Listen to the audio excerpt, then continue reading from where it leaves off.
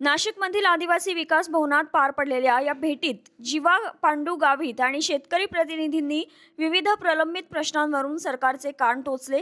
PESA योजनेतील 3000 कर्मचाऱ्यांपैकी 2000 कर्मचाऱ्यांचा मानधनाचा भार राज्य सरकारने तात्काळ स्वतःकडे घ्यावा अशी रोखठोक मागणी यावेळी करण्यात आली। तसेच दरवर्षी धान खरेदी करणाऱ्या शेतकऱ्यांना दिला जाणारा 2025-26 या वर्षाचा थकीत बोनस अद्याप मिळाला नाही।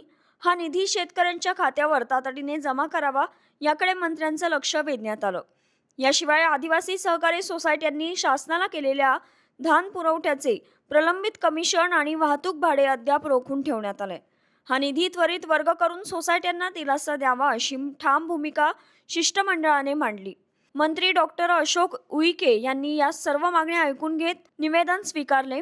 यावर लवकरच मार्ग काढण्याचे देखील आश्वासन त्यांनी दिले आहे। महाराष्ट्राचे आदिवासी विकास विभागाचे मंत्री अशोक उईके साहेब इथं जे आलेले आहेत त्यांना आज आमच्या शिष्टमंडळाने भेट दिली आणि जे महत्त्वाचे मुद्दे होते ते मांडण्याचा प्रयत्न केला। त्याच्यामध्ये जे महाराष्ट्रामध्ये पेसा मोबिलायझर म्हणून काही महिलांची नियुक्ती केली होती आणि त्यांची एकूण महाराष्ट्रामध्ये 3000ची संख्या आहे। केंद्राने ही नियुक्ती केंद्राने केली होती, परंतु केंद्र सरकारने 2000 पेसा मोबिलायझर ह्या कमी करण्याचा निर्णय घेतलेला होता।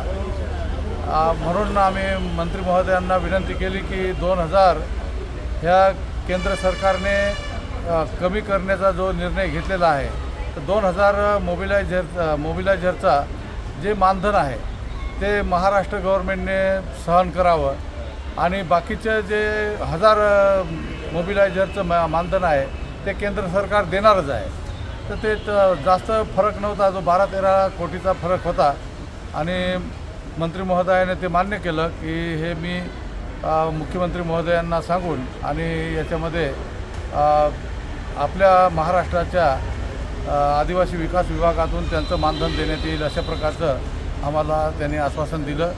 नितीन चंद्र मोरे, आपलं नाशिक।